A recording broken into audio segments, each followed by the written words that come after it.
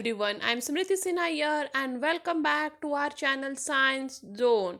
Today you follow, tomorrow we lead. And if you are new to this channel, please hit the subscribe button given below. And if you have missed the previous videos, you can click on the I button given above. And if you want to join our Telegram link, you can click on the link given in the description below. And today we are going to study the topic biomolecules. This is topic number 14 from Maharashtra State Board Syllabus Standard 12th.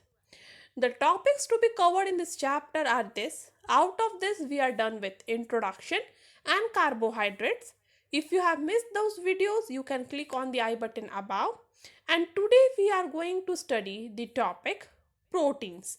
So already I have done with proteins introductory part, which is given in the video number 3 of video number 4 of biomolecule chapter. Okay, so you can go to that and see that video, and the some part of the protein today we are going to discuss. So the topic that we are going to begin today with is structure of proteins. तो proteins होते क्या हैं, वो कैसे दिखते हैं, वो कहाँ पाए जाते हैं और टाइप्स ऑफ प्रोटीन क्या हैं, वो सब हमने पिछले वीडियो में डिस्कस किया है.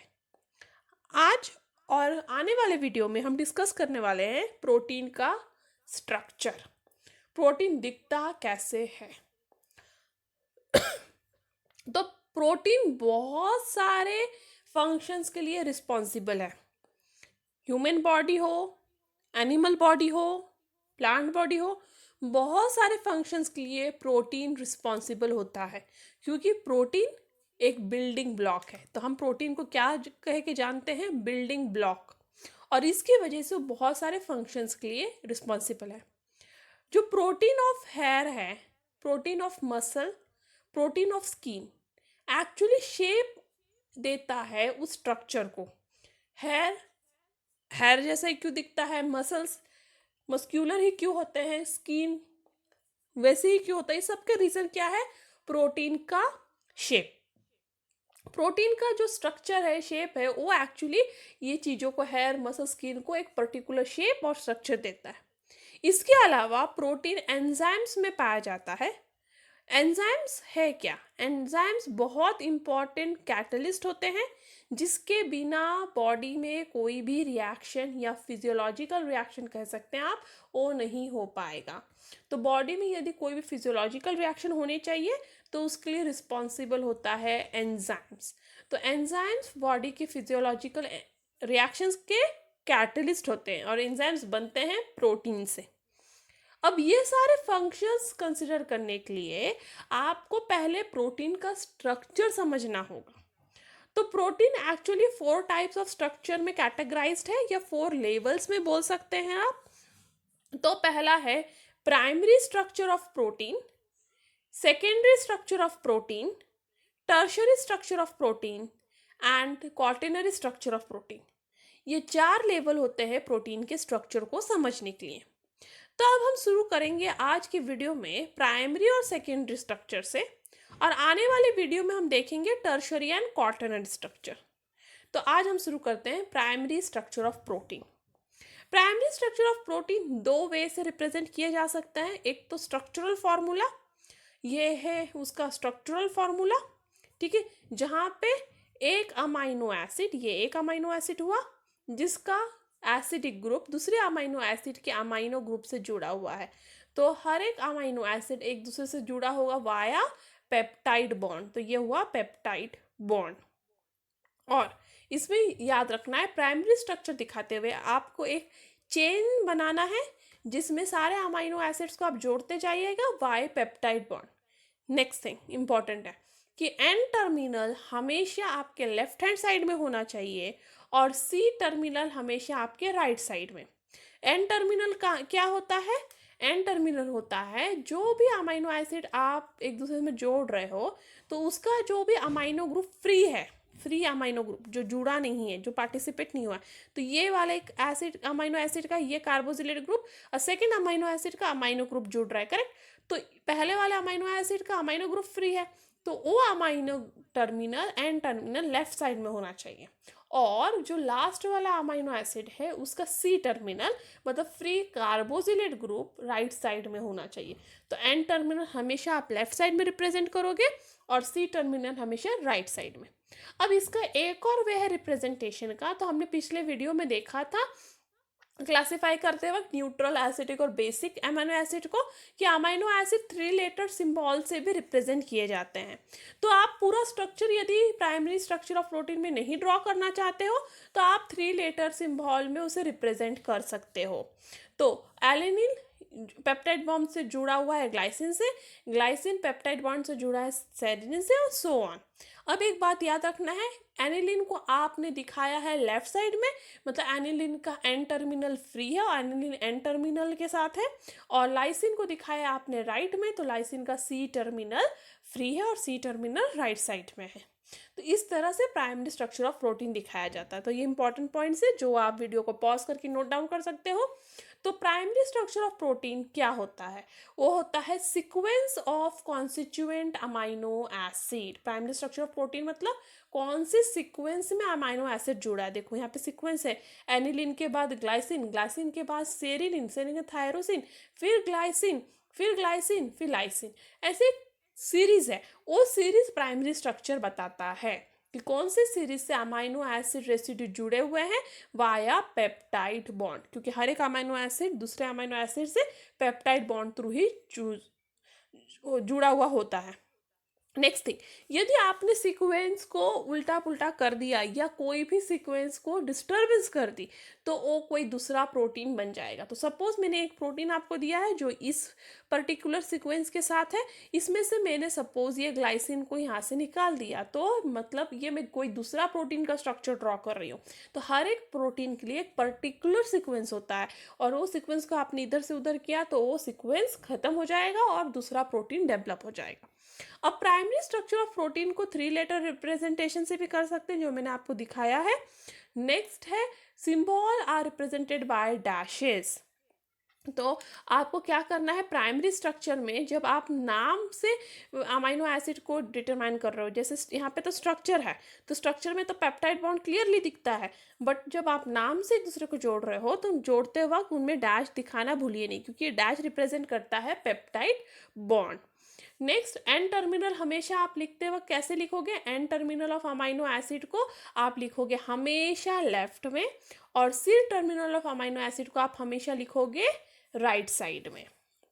अब एक क्वेश्चन है, Chymotrypsin is a digestive enzyme that hydrolyzes those amide bonds for which the carbonyl group come from phenylalanine, tyrosine and tryptophan। ठीक है, तो एक ऐसा एंजाइम है, ठीक है, ये एंजाइम है जो उस अमाइड बॉन्ड को तोड़ता है। हाइड्रोलाइज में मतलब ब्रेक करना, तो उस अमाइड बॉन्ड को तोड़ता है जिसका कार्बोनिल ग्रुप, ना कि अमाइनो, ठीक है, जिसका कार्बोनिल ग्रुप जुड़ा होता है दूसरे अमाइनो एसिड से, और वो कार्बोनिल ग्रुप आ किससे रहा है? वो कार्बोनिल ग्रुप आ रहा है फिनिलैनिलिन से या ट्राइरोसिन से या ट्रिप्टोफैन से। ठीक है, अब write the symbol of amino acid and peptide smaller than pentapeptide formed by hydrolysis of this hexapeptide। ठीक है, तो ये हेक्सापेप्टाइड क्यों इसको कहा गया है? क्योंकि 6 अमाइनो एसिड जुड़े हुए हैं, 1 2 3 4 5 6, तो 6 अमाइनो एसिड एक दूसरे से जुड़े हुए हैं, इसलिए इसका नाम है हेक्सापेप्टाइड। अब इस हेक्सापेप्टाइड को हाइड्रोलाइज किया गया है काइमोट्राइप्सिन से, ये एंजाइम से, और ये एंजाइम इस अमाइनो एसिड को, सॉरी इस पेप्टाइड को इस तरह से हाइड्रोलाइज करेगा कि जिधर से भी कार्बोनिल ग्रुप आ रहा है फिनिलैनिन या टायरोसिन या ट्रिप्टोफैन से, वो ब्रेक हो जाएगा। तब आप अब यहाँ पे देख सकते हो कि ये कौन से पॉइंट पे हाइड्रोलाइज करेगा, यहाँ पे फिनिल और टायरोसिन पे, क्योंकि ट्रिप्टोफैन तो है नहीं यहाँ, तो ये करने वाला है इस पॉइंट पे और इस पॉइंट पे हाइड्रोलाइज, क्योंकि इनके कार्बोनिल ग्रुप यहाँ पे जुड़े हुए। तो आपको पता है सी टर्मिनल होता कहाँ है? सी टर्मिनल होता है राइट साइड में, मतलब फिनिल जुड़ा है वैनिलिन से वाया कार्बोनिल ग्रुप, तो यहाँ ही ब्रेक होगा, ना कि एनिलीन और फिनिल ब्रेक होगा। ये वाला पॉइंट ब्रेक नहीं होने वाला है क्योंकि वो जुड़े हुए हैं फिनिल के अमाइनो ग्रुप से। और मैं यहाँ पे क्वेश्चन में क्लियरली दिया है कि कार्बोनिल ग्रुप से यदि फिनिल एनिलीन जुड़ा हो तो ही वो हाइड्रोलाइज होगा, और यहाँ पे फिनिल और बेनिलीन के बीच का जो बॉन्ड है वो कार्बोनिल ग्रुप से जुड़ा है, इसलिए वहाँ ही हाइड्रोलाइज हो रहा है। नेक्स्ट है कि टायरोसिन के यहाँ का, तो आप देख सकते हैं वो भी राइट साइड में है, क्योंकि राइट साइड वह तो हमेशा सी टर्मिनल, इसलिए राइट साइड वाले ही पार्ट को आपको ब्रेक डाउन करना है। और अब जब आप यहाँ पे हाइड्रोलाइज कर दोगे तो आप देखोगे ग्लाइसिन और टायरोसिन एक साथ आ रहे हैं तो बन रहे हैं डाइपेप्टाइड। ग्लाइसिन एनिलीन और फिनिल एनिलीन एक साथ आ रहे हैं तो हो रहे हैं ट्राइपेप्टाइड। और लास्ट में वैनिलीन बच रहा है, एक ही रहा तो उसको कहेंगे अमाइनो एसिड। तो इस तरह से ये हेक्सा पॉलीपेप्टाइड एंजाइम से क्लीव हो रहा है देने के लिए dipeptide, tripeptide and alpha amino acid. Next question है, write down the structure of amino acid constituting the following peptide. तो आपको ये एक पॉलीपेप्टाइड चेन दिया हुआ है, ये चेन के में कौन कौन से अमाइनो एसिड प्रेजेंट है और उनके स्ट्रक्चर्स आपको लिखना है। तो इस चेन में कौन से अमाइनो एसिड प्रेजेंट है, उनके स्ट्रक्चर लिखना है, तो उसके लिए आपको पहले इसे ब्रेक करने के पड़ेगा। तो ये देखो यहाँ पे ब्रेक किया गया है, तो आपको पता है एक अमाइनो एसिड का कार्बोनिल ग्रुप दूसरे अमाइनो एसिड के अमाइन ग्रुप से जुड़ता है, इसलिए आप इसे ऐसे ब्रेक कर दीजिए। नेक्स्ट वापस, ये तो एक अमाइनो है, अब इधर कार्बोनिल है तो इधर भी आप ब्रेक कर दीजिए। तो इस तरह से आप देख सकते हैं आपके पास 3 अमाइनो एसिड आ गया, 1 2 3। अब जहां जहां ब्रेक किया है तो कार्बोनिल को आप कर दोगे CO2H, करेक्ट। यहाँ पे देखो OH नहीं दिया हुआ, ये OH हमने एक्स्ट्रा लिखा है कि जहाँ पे भी हमने हाइड्रोलाइज किया है CO के साथ ला देंगे OH, NH के साथ ला देंगे H, उसकी वैलेंसी सेटिस्फाई करने के लिए COH के साथ ला देंगे NOH और NH के साथ ला देंगे H। और इस तरह से आपको 3 अमाइनो एसिड मिल गए इस ट्राइपेप्टाइड बॉन्ड को ब्रेक डाउन करने के बाद। तो इतना इजी है, जस्ट आपको क्या देखना है, अमाइड लिंकेज देखना है। कहाँ पे अमाइड लिंकेज है, यस यहाँ पे है, यस यहाँ पे है, तो 2 अमाइड लिंकेज है, जस्ट उनके अमाइड लिंकेज को ब्रेक कीजिए, CO को OH लगा दीजिए और NH को H, और इस तरह से आपको 3 अमाइनो एसिड मिल गए। नेक्स्ट है सेकेंडरी स्ट्रक्चर ऑफ प्रोटीन। अब सेकेंडरी स्ट्रक्चर ऑफ प्रोटीन है क्या, ये एक्चुअली 3 डायमेंशनल अरेंजमेंट है। अभी हमने क्या देखा था, प्राइमरी स्ट्रक्चर। प्राइमरी स्ट्रक्चर एक सिंपल चेन वाला स्ट्रक्चर है, अब सेकेंडरी है 3 dimensional arrangement of localized regions of protein chain, और उसे कहेंगे सेकेंडरी स्ट्रक्चर ऑफ प्रोटीन। ठीक है, तो 3 dimensional arrangement of localized region of protein chain. अब सेकेंडरी स्ट्रक्चर में एक इंपॉर्टेंट थिंग है जो आपको हमेशा याद रखना है, वो हाइड्रोजन बॉन्डिंग, जो आपको प्राइमरी स्ट्रक्चर में नहीं मिलता। तो प्राइमरी स्ट्रक्चर में सिर्फ अमाइड लिंकेज होता है, बट यहाँ पे होता है हाइड्रोजन बॉन्डिंग। सेकेंडरी स्ट्रक्चर कैसे बनता है, हाइड्रोजन बॉन्डिंग से। हाइड्रोजन बॉन्डिंग किसके बीच में होता है, हाइड्रोजन बॉन्डिंग होता है NH प्रोटॉन, मतलब प्रोटॉन जो नाइट्रोजन को जुड़ा हुआ है, ऑफ 1 अमाइड लिंकेज। तो एक अमाइड लिंकेज है, अमाइड लिंकेज मतलब C डबल बॉन्ड ONH, तो ये अमाइड लिंकेज हुआ जो एक अमाइनो एसिड को दूसरे अमाइनो एसिड से जोड़ रहा है। तो इस अमाइड लिंकेज का हाइड्रोजन जो नाइट्रोजन को जुड़ा हुआ है वो दूसरे अमाइड लिंकेज के कार्बोनिल ग्रुप से बॉन्ड बनाएगा। तो दूसरे अमाइड लिंकेज है, सपोज एक और अमाइड लिंकेज यहाँ पे प्रेजेंट है, मतलब 2 अलग अलग चेन है, तो इस अमाइड लिंकेज का NH का हाइड्रोजन किसके साथ हाइड्रोजन बॉन्डिंग बना रहा है, कार्बन के ऑक्सीजन के साथ दूसरे अमाइड लिंकेज का, और ये हाइड्रोजन बॉन्डिंग की वजह से 2 चेन एक दूसरे से जुड़ जाते हैं। प्राइमरी स्ट्रक्चर में क्या था, एक चेन था, अब ऐसे 2 प्राइमरी स्ट्रक्चर के चेन एक दूसरे से किससे जुड़ रहे हैं, हाइड्रोजन बॉन्डिंग की वजह से, और बना रहे हैं secondary structure. Secondary structure of protein 2 type के होते हैं, एक होता है अल्फा हेलिक्स, दूसरा होता है बीटा प्लीटेड शीट। अब हम पहले मूव करते हैं अल्फा हेलिकल स्ट्रक्चर की तरफ। अल्फा हेलिक्स, हेलिक्स मतलब क्या होता है, हेलिक्स मतलब होता है आप सपोज एक धागा ले लिए और उसको ऐसे ऐसे ऐसे ऐसे करते गए, तो ये हो गया एक हेलिकल स्ट्रक्चर। तो ये है आपका अल्फा हेलिक्स स्ट्रक्चर। तो आप देख सकते हैं यहाँ पे अमाइनो एसिड एकदम वैसे की तरह ही है, तो ये हो गया हेलिक्स।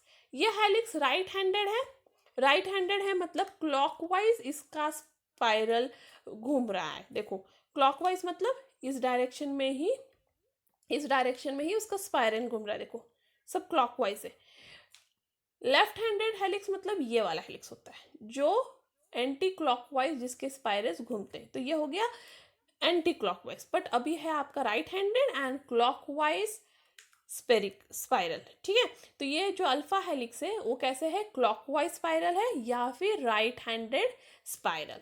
अब इसमें चीजें क्या है, इंपॉर्टेंट कैरेक्टरिस्टिक क्या है जो आपको याद रखना है। पहला, यहाँ पे हर एक टर्न कैसे भी कितना भी नहीं है, हर एक टर्न में हमेशा 3.6 अमाइनो एसिड्स आते हैं। तो हर एक टर्न में कितने अमाइनो एसिड आने चाहिए, 3.6 अमाइनो एसिड रेसिड्यू, ठीक है। Next thing, carbonyl group of one amino acid is hydrogen bonded to nitrogen group of another amino acid that is NH, ठीक है। तो हर एक अमाइनो एसिड का कार्बोनिल ग्रुप फोर्थ वाले अमाइनो एसिड के NH ग्रुप से हाइड्रोजन बॉन्ड बनाता है। देखो ये फर्स्ट अमाइनो एसिड हो गया, ये सेकेंड, ये थर्ड और ये फोर्थ। तो हर एक carbonyl group that is C double bond O किस NH से हाइड्रोजन बॉन्ड बनाएगा, फोर्थ अमाइनो एसिड के हाइड्रोजन से बनाएगा वो हाइड्रोजन बॉन्डिंग। तो ये वाला स्टेटमेंट बहुत इंपॉर्टेंट है। Carbonyl group of each amino acid is hydrogen bonded to NH group of fourth amino acid. तो हर एक अमाइनो एसिड फोर्थ वाला अमाइनो एसिड के कार्बोनिल ग्रुप से ही हाइड्रोजन बॉन्ड बना रहा है। अब ये हर एक हाइड्रोजन बॉन्ड पैरेलल है किसको, एक्सिस को। तो एक्सिस क्या होता है, एक ऐसा पार्ट जो इसको रोटेट करने में हेल्प करेगा। तो सपोज आपने यहाँ पे एक स्टिक डाला है और इसको रोटेट कर रहे हो, ठीक है। ये वाले स्ट्रक्चर को, आपके अल्फा हेलिक्स स्ट्रक्चर को ऐसे रोटेट करते हैं सीधा खड़ा करके। तो ये वाला जो लाइन है वो हो गया एक्सिस। अब ये एक्सिस को हर एक हाइड्रोजन बॉन्डिंग पैरेलल होता है। देखो सारे हाइड्रोजन बॉन्डिंग कैसे हैं, एक्सिस को पैरेलल। और सारे आर ग्रुप्स कहाँ होते हैं, आर ग्रुप सारे के सारे आउटवर्ड होते हैं। तो आप देख सकते हो सारे के सारे जो आर ग्रुप्स हैं हर एक अमाइनो एसिड के, वो बाहर के साइड फेंके हुए हैं, तो उसको बोलेंगे दे आर एक्सटेंडेड आउटवर्ड। अब एग्जाम्पल ऑफ अल्फा हेलिक्स जो ह्यूमन बॉडी में मिलता है वो है मायोसिन इन मसल। तो जो मायोसिन प्रोटीन है जो मसल में मिलता है वो कौन सा है, वो है alpha helical structure that is secondary protein. Next है अल्फा कैरेटिन इन हेयर, और ये दोनों भी क्या है, alpha helical secondary structure of protein.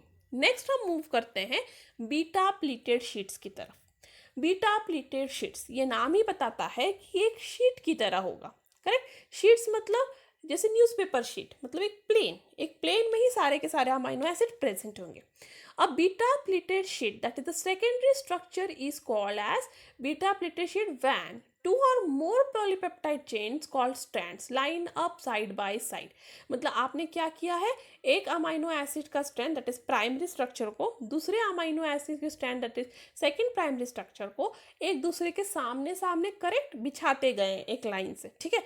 अब इन्हें किससे जोड़ दिया है, इन्हें जोड़ दिया है आपने पहले वाले स्ट्रैंड को दूसरे वाले स्ट्रैंड के हाइड्रोजन बॉन्डिंग से। तो NH किसके साथ, सेकेंड स्ट्रैंड के कार्बोनिल ग्रुप के ऑक्सीजन के साथ बॉन्ड बनाएगा, और इस तरह से हाइड्रोजन बॉन्डिंग थ्रू ये दोनों स्ट्रैंड या ये दोनों लाइन या ये दोनों प्राइमरी स्ट्रक्चर एक दूसरे से जुड़े होंगे और बनाएंगे बीटा प्लीटेड शीट की तरह बन जाएंगे। तो एक्चुअली ये 3 डायमेंशनल में ऐसे दिखता है, ठीक है। तो पहला वाला जो स्ट्रक्चर है अमाइनो एसिड का, पहला वाला स्ट्रैंड दूसरे वाले स्ट्रैंड को जुड़ रहा है और एक शीट की तरह एक दूसरे से जुड़ते हुए हाइड्रोजन बॉन्ड थ्रू बना रहे हैं बीटा प्लीटेड शीट्स। अब इसके कैरेक्टरिस्टिक क्या है, पहला characteristic of course hydrogen bonding, क्योंकि सेकेंडरी स्ट्रक्चर है तो हाइड्रोजन बॉन्डिंग आना ही चाहिए।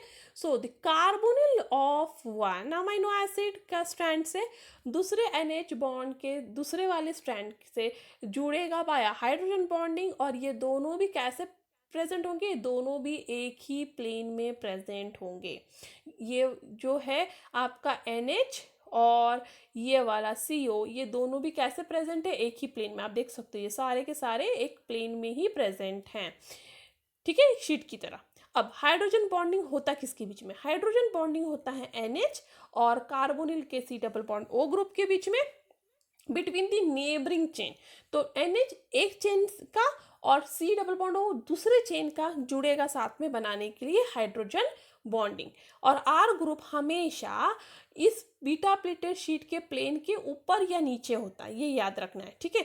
तो अल्फा हेलिक्स में R ग्रुप कैसे होता था, बाहर के साइड था R ग्रुप, करेक्ट। बट इधर आपका जो भी R ग्रुप है वो बीटा प्लेटेड शीट जो है उसके अबाव या बिलो होगा। तो बीटा प्लेटेड शीट क्या है, ये वाला शीट जो C डबल बॉन्ड O और NH ये सब एक ही प्लेन में, करेक्ट। तो ये हो गया बीटा प्लेटेड शीट। और इसके अबाव, इस प्लेन के अबाव या बिलो क्या होगा, आपका R ग्रुप प्रेजेंट।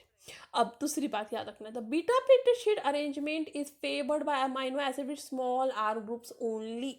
जिन अमाइनो एसिड्स के बाद स्मॉल आर ग्रुप्स है वही बीटा प्लेटेड शीट बना सकते हैं, क्योंकि वहाँ पे अकोमोडेट करने के लिए बहुत कम जगह होती है और उस कम जगह में सिर्फ स्मॉल आर ग्रुप्स फिट हो सकते हैं। इसलिए बीटा प्लेटेड शीट वही अमाइनो एसिड बना सकते हैं जिनके पास स्मॉल आर ग्रुप्स है। अब बहुत सारे ऐसे प्रोटीन्स हैं जिनमें अल्फा हेलिकल और बीटा प्लेटेड शीट दोनों भी पाए जाते हैं रैंडमली। मतलब कुछ हिस्से में पाया जाएगा अल्फा हेलिकल स्ट्रक्चर, कुछ हिस्से में पाया जाएगा बीटा प्लेटेड शीट। और इसका एक एग्जाम्पल है spider drag line silk protein.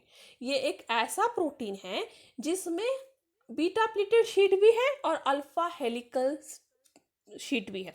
तो spider drag line silk protein, ये कैसे प्रूफ हुआ कि इसमें दोनों है, क्योंकि ये बहुत स्ट्रांग प्रोटीन है। और ये स्ट्रांग प्रोटीन क्यों है, बीटा प्लेटेड शीट की वजह से। क्योंकि beta pleated sheet alpha helical structure से ज़्यादा स्ट्रांग होता है, क्योंकि एक ही प्लेन में हाइड्रोजन बॉन्डिंग है और वो प्लेन एक ही प्लेन में सपोज दोनों भी बॉन्ड एक दूसरे को पकड़ रहे हैं तो ज़्यादा स्ट्रांग है, ठीक है। तो इसकी वजह से beta pleated sheet alpha helical structure से ज़्यादा स्ट्रांग है। और ये अल्फा ड्रैगलाइन सिल्क प्रोटीन इतना स्ट्रांग है कि प्रूफ करता है कि उसमें बीटा प्लेटेड शीट भी है।